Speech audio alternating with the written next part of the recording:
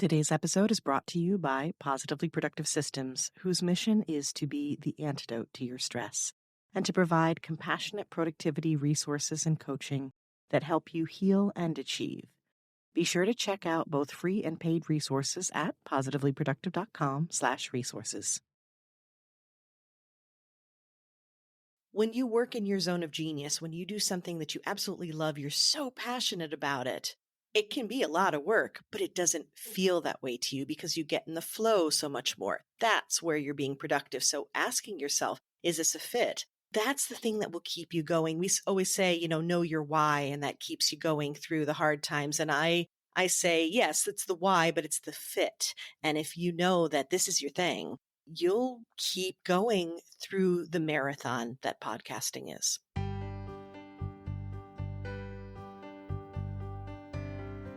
You're listening to the Positively Living Podcast. I'm your host, Lisa Zaratny, founder of Positively Productive Systems and a coach certified in time and stress management, helping overwhelmed clients make space for what matters.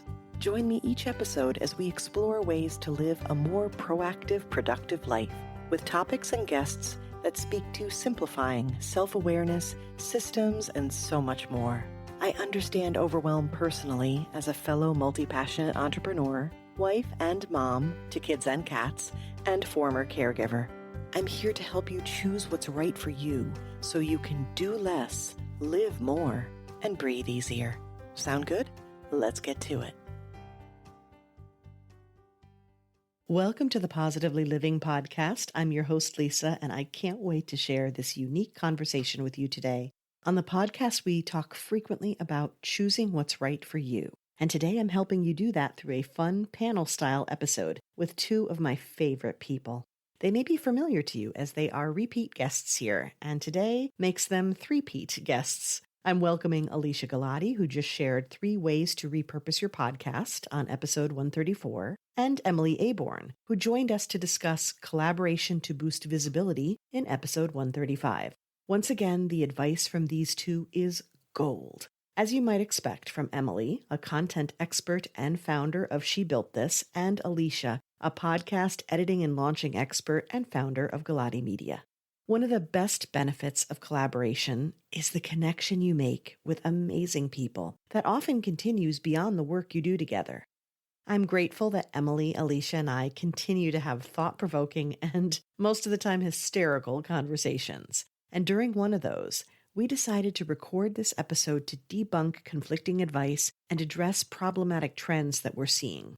Today's episode is part rant, part lessons learned, plenty of laughs, and tons of actionable advice to help you, whether you plan to be a guest or host. And this will help you if you're on the fence, trying to decide if you want to start a podcast or not. We discuss how to decide which platform is best, how to do it the right way, and how to show up as the best collaborator on either side of the platform. After you've listened, I would love to hear from you. Are you going to be starting a podcast? Are you going to be doing more with your podcast? Do you want to start guesting on them? What do you want to do in terms of collaboration this coming year? And how can I support you? Should we all, do you think, start by introducing ourselves? Yeah, I think that's a good idea, especially since it's going to be wherever it's going to be. Exactly. I'm Alesia. I run a full-service podcast management agency called Galati Media, and we help business owners launch and promote and produce their podcasts that help them generate leads, land speaking gigs, and connect with their audience on a deeper level. So that is what I do. Perfect. And I'm Emily Aborn. I'm a content writer and the founder and leader of She Built This, which is a women's entrepreneurship community as well as a podcast. And I'm Lisa Zaratny, and I just walked in here and found this microphone. And besides thinking I'm funny, I'm also the founder of Positively Productive Systems, the host of the Positively Living Podcast, and a productivity and accountability coach for multi-passionates, helping them prioritize what matters and customize their productivity approaches so they can achieve more without actually having to do more. I love how we went in alphabetical order without even discussing that. So thank you for appeasing that side of my brain. Organizing.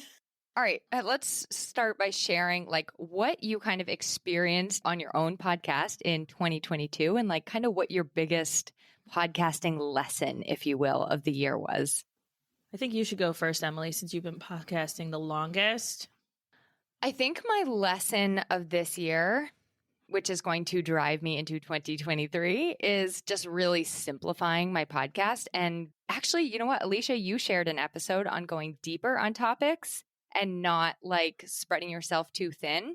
And I think I had a really interesting year of exploring curiosity in different directions. But this year, I really want to focus on going deeper on topics that are more aligned with specifically my content writing business. I like that. I am always a fan of the going deeper as opposed to wider because I just feel like I see it so many times with my clients that going wider gets you, in the weeds and focused more on the busy as opposed to the productive and really making the connections that you need to do. And with everything that you've focused on and you do so well in terms of networking and collaborating, it makes sense to like dive deeper. So I love that you're going there. For me, I struggled when, as soon as someone says, hello, multi-passionate life, pick a favorite, the best thing, the big lesson. I'm like, no, there were so many. But I did come down to two that I will share. And one is just really the editing down, which I also think is that simplifying kind of vibe, right? Is that take what you have and then cut it even more. Don't be afraid to cut it or to cut the fluff that you feel that you need, right? That was a big one.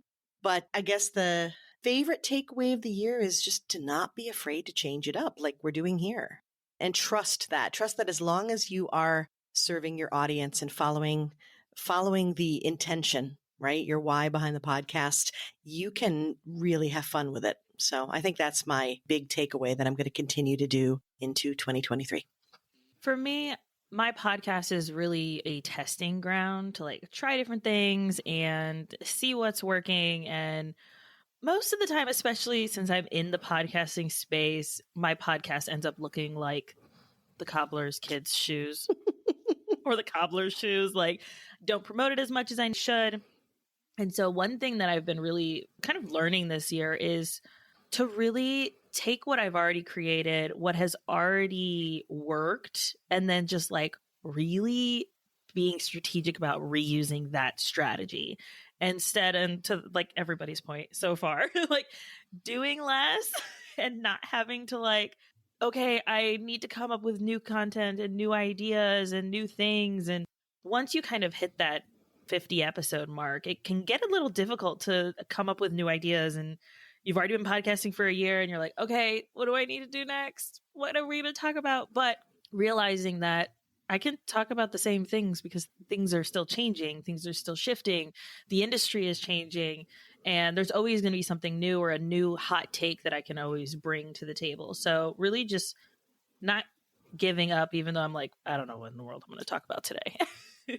And I think when you challenge yourself to like almost repurpose things, it opens up like, I mean, every topic you could go so much deeper than we do. And so I think when we do challenge ourselves to repurpose things, it's like, oh, there's actually so much more goodness in here that I didn't get to last time. Also, people sometimes need to hear things more than one time. And hearing it said in a different way might be the exact thing that someone needed to hear to like switch that light bulb on. And Alesia, because your agency takes such good care of my podcast, that the more that you hit upon a topic and even coming at it from different angles, which is good because that's a different perspective. And like you said, Emily, you can hear it a different way and then have the aha moment. But then also you catalog a group of episodes that complement each other. And that's a wonderful thing because as a podcast listener, I'm a total binge listener. And if I'm like, ooh, that was really good, I want to hear more about this topic. And then the podcast I'm listening to is like, yeah, well, you can also listen to these episodes. And I'm like, woo, and I'm off to the races. So totally agree. All right, let's talk about like from a guesting perspective. What do you feel like this year either went really well for you or didn't go so well, and maybe something you're thinking about changing? I have some interesting thoughts on this because I went into the year getting a lot of people reaching out to me to guest on shows or guest at summits or conferences or whatever. And so I kind of had this idea that like they're on their way, they're coming in, and I had to like actually stop people from coming in and like guesting. And I would only take 2 a month because it would get to the point where like I did 3 in 1 week and I was like, I'm never doing that again. But I realized as I was talking to my coach recently, I was like, I haven't been on anything recently and I don't know why and what happened. And so there's a few things that happened. One, I was not doing any outreach at all to be on shows. And so once that kind of dried up, I kind of had this expectation that it would just keep happening instead of me having to go out. And I was like, oh, wait, I have to do some work here. So that was the main thing. And then the other thing is that there was a bit of fear because when I was really visible, I had attracted some clients that were not a good fit for me or my company. Like, if you're going to make my team cry, we're not a good fit, right? And so had clients come in that were not great. And I think I really energetically, I just put up this wall of like, I don't want any more of that. And so, yes, I put things in place in my business to ensure that I'm not getting those kinds of clients, that we are able to filter those through at the beginning of the process rather than the middle. But I think I was also putting up this wall where people weren't thinking about me to come to me and ask me to be on things. So lately I've just been like, okay, 1, I need to put myself out there. And 2, energetically opening myself up to possibilities and to opportunities, even though it's a little scary. The right possibilities and the Yes. right opportunities. Yeah, I love that. I guess kind of branching off that, I've learned that when you are reaching out for other people to be on your show or you to be on somebody else's show, not to underestimate yourself. There have been times when I'm like, I'm not going to ask that person because they're going to say no. Like I'll read their book and I'll think, oh, I really would love to have them as a guest on my show, but they'll probably say no. So ignoring that and just going for it anyway and making it as like truly authentic. Here's just me reaching out to you like a friend. And I just read you had 18 chickens and you must have a lot of eggs and, like pulling out something personal and just sending the pitch and being surprised at how many people have said yes to like little old me. It's just a good reminder not to underestimate ourselves whenever we're putting ourselves out there and asking for somebody to collaborate with us. Yes. This segues beautifully into, I think, what is essentially the thing that I tried, the thing that was just an important reminder, if not an aha for this year, is the ask. Ask. And there are these opportunities that are very, organic in which to do so. And for the biggest one for me is the collaborative kind of situation where I have a guest on my podcast. And if they have their own and we're really vibing, and that happened just recently, a phenomenal guest. We had so much fun. And in the end, I was like, this is a great conversation. I would love to continue it with like my productivity spin on yours. Is that something you'd be interested in? And he was like, yeah, absolutely. And so it was that simple. No pitches, nothing complicated, but because we're in the podcasting realm, because we are hosting, because we are connecting, we already have that credential there. They know that we speak well. We know how to use a mic most of the time. And, it's like, and then if after the conversation, I might not do it before we've had the interview, but after it's very easy. So yeah, it's the asking. And I would say the other bonus one, because I always have to give at least 2, right, is that, and this is a thing just to be good at guesting and to be more, it's almost a more likely to be picked or easily picked, is find that untapped area. Actually listen to the show, please. And yeah, so it's like, and figure that out. Like, and I scroll through the episodes and I'm like, okay, they've talked about productivity a lot. I'm not shocked, right? Tons of coaches out there, but have they talked about it with regard to multi-passionates, or have they talked about it in a holistic way that I approach it?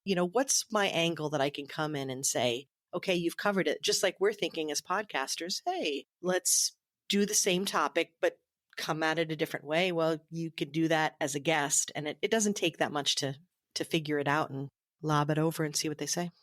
All right. So I think that brings us to the topic du jour, which is because I think podcast guesting is on a lot of people's minds for the new year. But I also think that starting a podcast of one's own is on a lot of people's mind for the new year. So let's talk about like in our opinion, and maybe Alesia has the right and wrong here because she does. No pressure. What does it really take to be a podcaster, to start a podcast? Like what kind of person makes a good fit for that?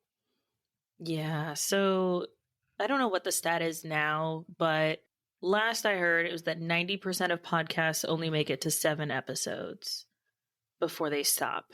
And the reason this tends to happen is because people aren't prepared for going into podcasting. They don't have their content planned out. They haven't done the market research. They think, oh, this is going to be great idea. Woohoo, let's do it. Which, if it's going to be a hobby, then awesome. Do your thing. But if it's for your business and you want to be super strategic about it, you have to put effort into it. The other reason that I think that people stop podcasting at the 7-point mark is that they realize how much work it actually is.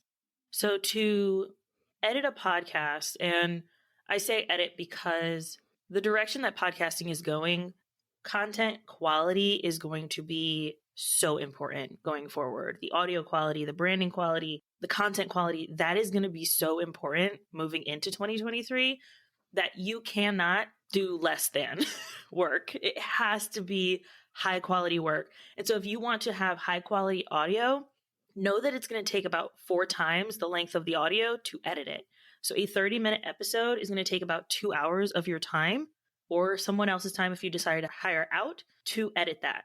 So that's where I think people are like, whoa, this is way more work than I thought it was going to be. Another reason is that they go into it thinking, I am going to launch this podcast. I'm going to have thousands of listeners and all these people are going to reach out to me in my DMs and it's going to be great. If you don't already have an established audience that is huge, and I mean like 50,000 plus audience, then you're not likely to have a ton of downloads in the beginning. And I think people get discouraged by that because they think, oh my goodness, I'm supposed to have all these 1,000 downloads. I'm supposed to make millions of dollars like Joe Rogan. Like nobody is Joe Rogan. Stop trying to compare yourself to Joe Rogan, okay? He's already has like celebrity stuff way before this, which is why he's the top podcast. If you're not a celebrity, then don't expect those kinds of results. I think that a lot of people they go into it thinking this is going to be great. It's going to be fun. And yes, it is great. And yes, it is fun, but there is a lot of work and effort that goes into it. And you have to understand that before you start a podcast. Otherwise, that's like one of the number one reasons why people stop listening to podcasts. It's actually the third top reason why people stop listening to a podcast is the consistency is not there. So if there is not a weekly show, then they see that on the dates, or if it has stopped producing, they will not listen or they will stop listening.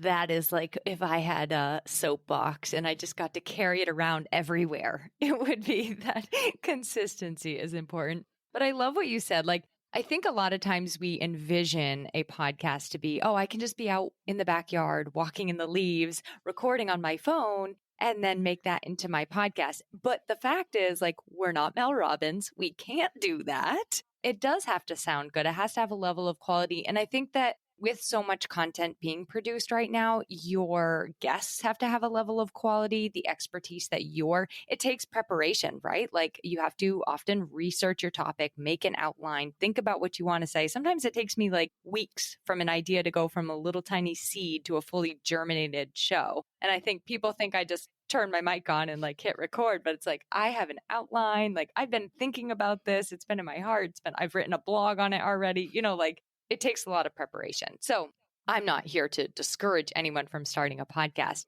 I love to help people just know how much of a content commitment it is, because from a content perspective, it's a big commitment. However, that said, I think that if you are a person who can really see how to repurpose content, like make the podcast the crux of your content plan, it can be so helpful to creating content throughout your business, and your message can be super cohesive and streamlined through your podcast.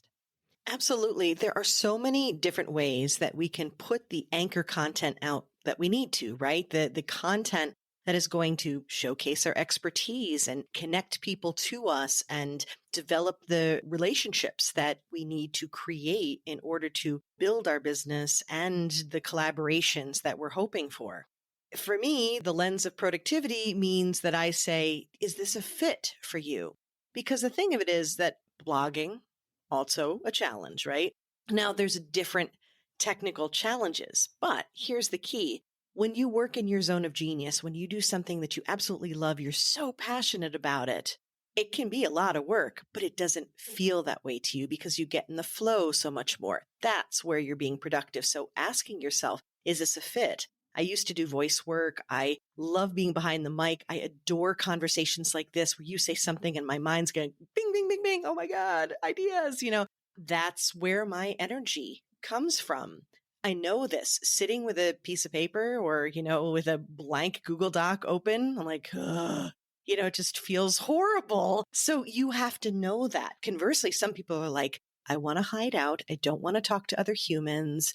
I might even use a typewriter. I don't know. We'll see. It's kind of like sexy. They want to write. And so, hello, hi, you're a blogger. It's nice to meet you. It doesn't mean you can't be on podcasts. It doesn't mean that we can't repurpose in different ways, but think about where that fit is going to be, because that's the thing that will keep you going. We always say, know your why, and that keeps you going through the hard times. And I say, yes, it's the why, but it's the fit. And if you know that this is your thing, you'll keep going through the marathon that podcasting is.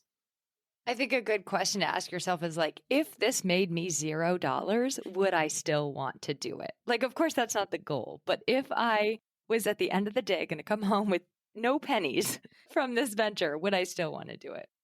So that kind of brings me into like how you can feel out if it's a good fit before you even get started. Because I think that's where the magic lies is, well, I don't really know if that's a good fit for me. Like, I know I sort of like blogging and emailing, and I kind of like being on Facebook Lives, but I'm not quite sure if I like podcasting. So how do I know before I get into it? I think in one word, guesting, right? I mean, at least that was the case for me. And now that I think about it, that fits for blogging or things like that as well. If you see someone, with a really great blog and you can offer to be a guest writer, and then think about the pressure. Like, I've had people ask me, people have requested me to write something. And I'm like, I'm a good writer too, but it just, that doesn't feel good to me. But as soon as someone is like, hey, you want to be on my podcast? Yes. No, in all seriousness, my word of the year was fit. So I'm actually being very selective. But in the beginning, you don't necessarily have to be. You want the experience. You want to be in the zone. When I first started guesting, I learned so much about the different platforms, the different way people recorded. It seemed very foreign and exciting, and it gave me a lot to think about. And it was like, what do I need to know? Who do I need to talk to? You don't know what you don't know. And guesting is a great way to step in and at least start a list. I agree. And I also think that as a guest, it's actually really helped me know what my quote unquote framework is, or like what my systems are. Like, I'm like, oh, I actually have had this all along. I just couldn't have put it into a concise little 30-minute talk. So I think as a guest or being a guest, it actually helps you build out your own content too. So then you do have a podcast full of content that you can keep coming back to. If you're an external processor, 100%. And that happened for me. The more that you say your elevator spiel, right? The more that you talk through stuff, you're like, oh yeah, that is what I do. That is what's happening. Funny though, when you said systems, I immediately went to how podcast hosts get you set up and give you the information you need and plan and calendar and all that. And I got a lot of really great information. I also thought you meant like the framework of the episode itself. Because by listening to them, by being a guest, you could be like, that was amazing. That one, not so much. And you can find what you like and come with the pieces parts and then be like, how do I put together the one that's made for me? Totally. When you said that, like, I love listening to podcasts and how they break up the beginning and the end. And like, I'm always listening for that stuff. I have a different take. I agree 100% with you guys that guesting is so important. And I think that it is a good place to start. I think the next thing you can do, if you're like, look, I really want to have a podcast. Please let me have a podcast. Give me permission. Then this is your permission to do a limited series podcast where it is 10 to 15 episodes. You have it planned out. You're very strategic. It is your core cornerstone. If you're like, understand the blogging side, your cornerstone content where you can refer people to, you can refer your clients to it. You can refer future guesting opportunities you can hear me talk about this topic on this episode. And that way it allows you to kind of dabble in it, test it out, see if you like it, see if it's something that you actually enjoy doing, but put a cap on it. That way you don't feel like, oh, I have to do this for 2 years, 5 years, whatever. Like, it gives you a little bit of space to say, okay, I'm going into this with the mindset, this is a limited series. You set that expectation with your audience. And then if you want to go back, you can always go back, change that trailer and say, we're just going to keep going because this is fun.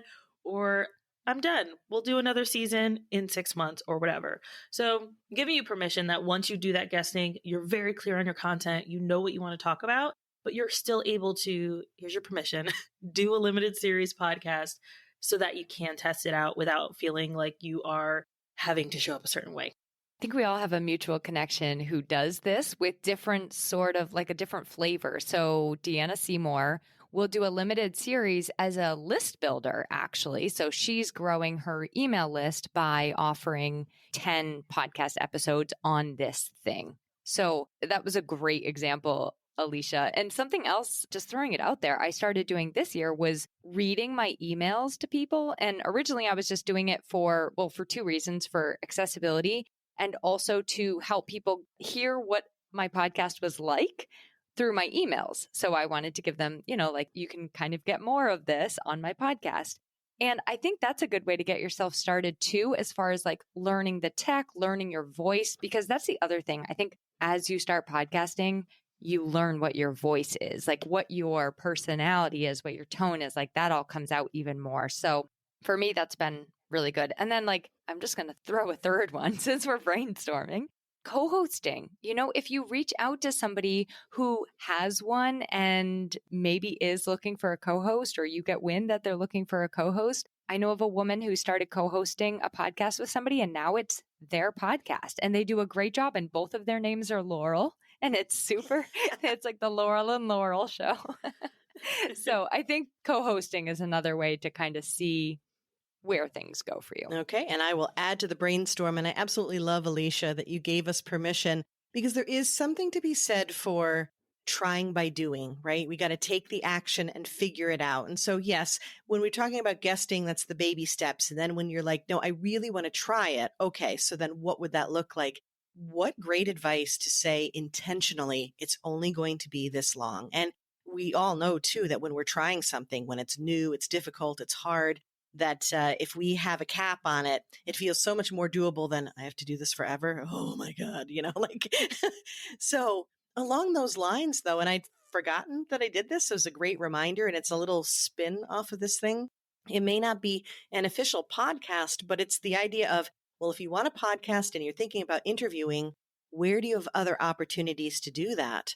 And I did a video series. It could be on YouTube. In my case, I did a Facebook series in a group because I coach gratitude. And so it would be like a couple times a year. So again, it was a limited series. It wasn't very often. And I brought in people solely to talk about gratitude and their experiences with gratitude. So that's another aspect to it. It's not only the limited series, but a limited scope. Deanna does that, like you said, taking something like one topic, one concept, and then all of those things, reducing the scope, reducing the time, it makes it easier to try it out and then be able to assess and not feel the pressure. And I think at the heart of this, it's really going back to that question you brought up, Lisa, which is like, what does light you up? Like I love doing Facebook Live interviews, to your point. I don't love doing them by myself. Like it does not light me up. It takes a lot for me to sit down and do it. And then when I do it, I'm like boiling hot. So I think it really is going back to looking at like because when it lights you up, it's going to feel so much easier. Should we do not a mini rant, I don't want to call it, but like a couple little, like, if you want to be a guest, here are some things we like. Like, here are a couple of things you might want to think about when you're pitching yourself. My eyes are rolling over here. Oh my God, Alesia's so ready. So before we just let her go, I will repeat myself from earlier because I know she's ready. And I'll just repeat myself from earlier because I did mention it. So I'll say it again. Hi, it's an auditory highlight here. Listen to the podcast. You don't have to like follow and listen to every episode, but please know what the podcast is about. Know their intention, know what the host is trying to do, know that you're the right fit, or that you can at least market yourself that way. Please. And if you miss that, rewind the 15 seconds and listen again. Yeah, I'm rolling my eyes because I recently got an email from someone that said, "Hi, sir." Okay, wait, let's add, don't just listen, read what my website says about my podcast. I get high positively. I mean, I don't mind. I'm positively something. I'm positively over your email already. All this information is obtainable. I'm going to spell it for you. Google. I save them because I do want to do something eventually where I show you like good pitch, bad pitch, good pitch, bad pitch. I would honestly say that it's rare to get a good pitch. You know, like typically they have not put in time to learn about you at all as a podcaster or your show. And that is reflected. So if you want an easy way to stand out when you're pitching yourself to be a guest, take 2 seconds and learn about the person, because you're already going to stand out, because so many people that we see all the time, you know, they're coming into our DM and Instagram and it's like completely out of the blue, or it's just so clear that it's just like, boom, my one cheat, and then nothing else about anything relevant to your show. Angie Trueblood calls it spray and pray. It's as disgusting as it sounds. And I will add that it doesn't matter the details that you send so much as that you can show, and it's very obvious to us, you can show the intention between, hi, I'd like an opportunity to be on your podcast, and this is what I can bring to the table and to your listeners. This is the value I can bring, versus, hi, hello, sir, I'm in it for me. I'm totally in it for me. My coach said I need to be on podcasts. You have a podcast. Yeah, value is so, so important. How does it help my listeners? I want you to share, and I'm not saying this egotistically, but you do need to say, like, how's this going to benefit me? Me, the podcaster, not you. Yes. Because we know how it's going to benefit you. You're getting a platform. So talk to the podcaster about how it benefits them. And if you, I mean, this goes both ways, right? Like if you are reaching out to somebody to be on your show, talk about how it's going to benefit them. You know, sometimes it's not. Like sometimes they are truly doing you a favor. So I think that's important to recognize. Yeah. So I think if we like give actionable steps, because that way it's like a step by step for people. The first being, make sure that you look at their website, see if there is a place specifically where the podcast host would like those pitches to go. They'll usually have something on their website saying that. I've seen it also in the bottom of a podcast description, where it'll say, send pitches to this email. Second, listen to the show, be thoughtful. Lisa mentioned earlier that she would see that someone has productivity coaches on their podcast, but how can she spin it? How can she give something different? So don't feel like just because they've had a life coach on and you're a life coach, or they've had a money coach and you're a money coach, or whatever, just because they've had someone on that talks about the same things, generally speaking, that you talk about. What's your hot take? What's your thing that makes you different? How can you give that value to the audience? Third, giving value and like actually saying what's in it for the host and understanding their audience when you are saying that value. Because if you come to me and you say, I think that I have this great topic to help moms do less during the holidays, that doesn't make sense for me at all for my podcast about podcasting for your business. Like, it doesn't make sense. Yes, it's a great topic. Sure. Awesome. Kudos. But like, that doesn't bring value to my audience. So understanding who that audience is. And then I also want to note the follow-up. So often, we talked about this earlier with guesting, we don't always do the follow-up because we're thinking, oh, well, they didn't respond. They don't really want me on it anyway. And great. I've had people where they will do the proper procedures of sending the people through my form, just like I ask. And then 3 weeks later, they will follow up and say, hey, not sure when you check your intakes. I sent over a form for this person, or I sent over a form for myself. Just wanted to see if you had a chance to look at it. That is a fantastic follow-up, because most of the time, podcasters are busy. Podcasting is not the only thing that we do. We do a ton of other things. And so the follow-up is really great. I appreciate it so much because I'm like, oh yeah, I didn't check those this month. Oops. going to check now. Thank you so much for following up. I've sent it over to my EA. She'll reach out with links, etc. So I think that really those, I think I said 4 things, are really important in like taking it step by step. I will add an example, especially of that follow-up point, or actually, I mean, it represents all the steps that you're talking about, Alesia. Someone went through the proper channels, completed the form, you name it, like did everything appropriately. And what they don't know, what nobody really knows, and I try to put it on my form to let people know, I have at least a 6-month wait for guests on my podcast at this point, at least. And the other thing too is with the follow-up like that. Now, this particular guest or potential guest did the follow-up, did everything appropriately. And that actually encouraged me because when I went back and double checked, I was like, oh, she is a fit, but I've already just covered this topic and it feels kind of like quick for that. I don't know if I want to go back to it. And I let her know. And that follow-up gave me an opportunity just to quickly respond and say, this is great. Listen, I have 6 months, at least before I might do something again. And also too, it's very close to this topic. And even though I like to repeat topics, I usually want a different angle. Well, she immediately responded and said, I'd be happy to take a listen to that episode and come up with a different angle for you. And would you be amenable to that? And I'm like, yeah, yeah, sure. And she did. And we had this back and forth that was amazing. And guess what? Not only did she come onto my show as a guest, but she also got in faster than that 6-month period because she did the work. I was going to say, and this could be controversial, but I do love when somebody gives me like 3 topic ideas versus just one, because to your point, Lisa, sometimes I've already created my content plan. I'm like, I literally just talked about that and I don't want to talk about it again. But if you show me these other options that you have, like I love to see options. And so for me, when I see 3 or 5 might be a little overwhelming for some people, but 3 is perfect because I'm like, okay, boom, boom, boom, I can see. And then my brain is already starting to formulate questions around those topics because they've given me such specificity that I can just take and run with. So that's my addition to that. Okay, so I feel like since 2 of us have rapid roundups in our show, as we end with our guests, we should do a rapid roundup. And maybe each of us should ask a question that we've prepared. All right. Who wants to start? I had a podcasting related one. How about you, Alesia? Mine is reading related. Ooh.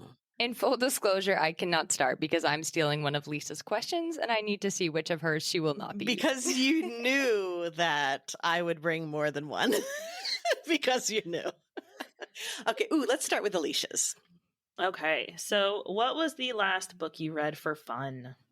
I'm not going to count my rereading of Harry Potter, which I do constantly, but I do. That's with my kiddo. But believe it or not, I am in the process of rereading Dan Brown's books. And so Angels and Demons. I love historical fiction and I like Dan Brown. And because my whole family says Illuminati confirmed all the time to each other for random reasons, it fits. So I have a confession. I hadn't ever read a Jodi Picoult. Is that how you say her last name? She's a New Hampshire author.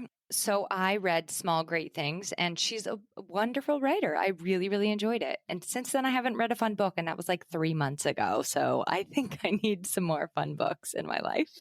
What is it about? Because I don't know who that is and I haven't heard of that book. This was about a nurse who got accused of, it's a really interesting novel, but it's a nurse who got accused of like harming a baby and she did not do that. The parents actually told the nurse that she was not allowed to touch their baby for racially motivated reasons. It's fascinating, just fascinating. So it's the whole law story of the nurse and what she had to go through. Very interesting. Last book I read for fun, I'm actually in the middle of a series called The Zaviri Mates, and it is an alien romance by a woman of color author. Elizabeth Stevens is the author, and I gobbled them up. I'm on book 6 and I started it like a week and a half ago. Those are the best kinds of books. And I love series. Again, binge reader, binge listener. Okay, love that. All right, I'm just going to go in order here. So I just wanted to know who's either your dream guest or a dream podcast you want to be a guest on. Alesia Galati's. You guys have both been on my show. Again. Like multiple times. It's never enough. Okay, please don't think I'm super cheesy for saying this, but I really actually would like Mel Robbins to be on my show because I think we could have a really interesting conversation. And I've reached out to her several times, many ways, and she has never. Mel Robbins, man. Oh, be on Emily's podcast. It'd be awesome. Let's put that out there. Mel Robbins, if you can hear this. Send her this. I think for me, it'd be Pat Flynn. I would like to have him talk about his podcasting journey because he's like OG celebrity level podcaster in the podcasting space.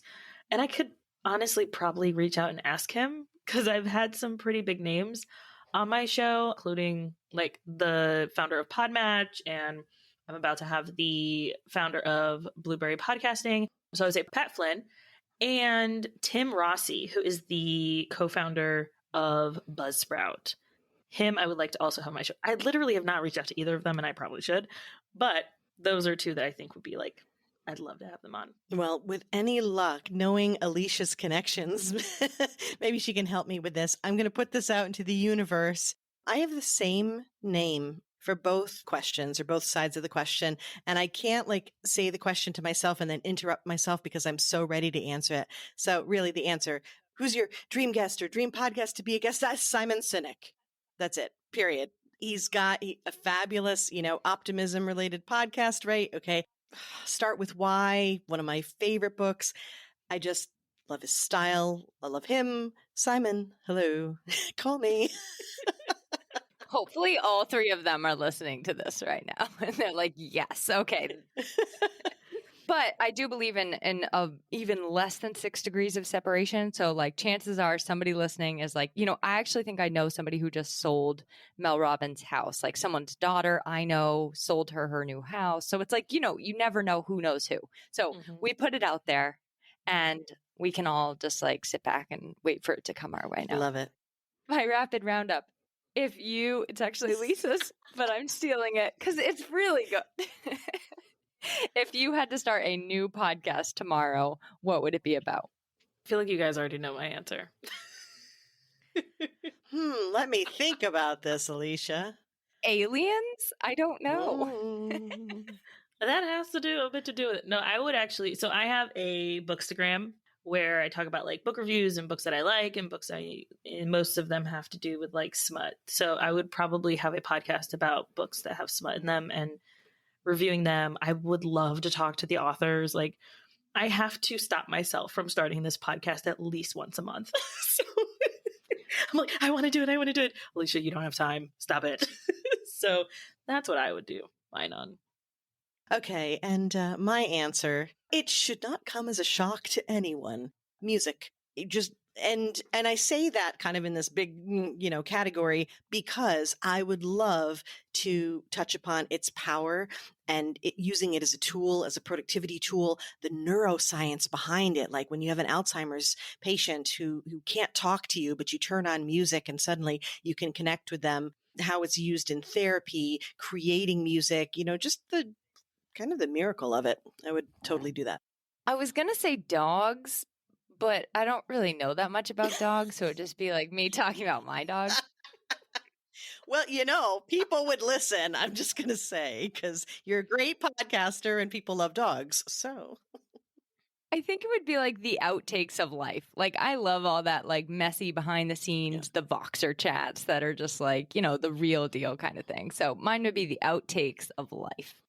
I love that. Never underestimate the topic. I'm just going to say that. I feel like we should end on that. Like, never underestimate the topic. There is a podcast about Pez. Like, the candy dispenser. I'm like, my thumb's doing weird things over here to, like, show the ladies. The Pez. Like, and then Pez collectors. Listen, they have, like, little mini conferences. They get together. Wild. Like, what? It's a Pez. I don't understand it. But never underestimate the topic that you decide to podcast about. Mic drop. That was beautifully said. There you go. Ladies, this was so fun. Thank you. Thank you. Where can we find everybody before we end? Okay, let's keep it super simple. Mine is the best place is emilyaborn.com. And positivelyproductive.com, or if you play on Instagram, positively_Lisa, because we have a lot of fun over there. Awesome. AlesiaGalati.com. And that is where you can find all of my links and all of my stuff. Okay, bye. And we're out.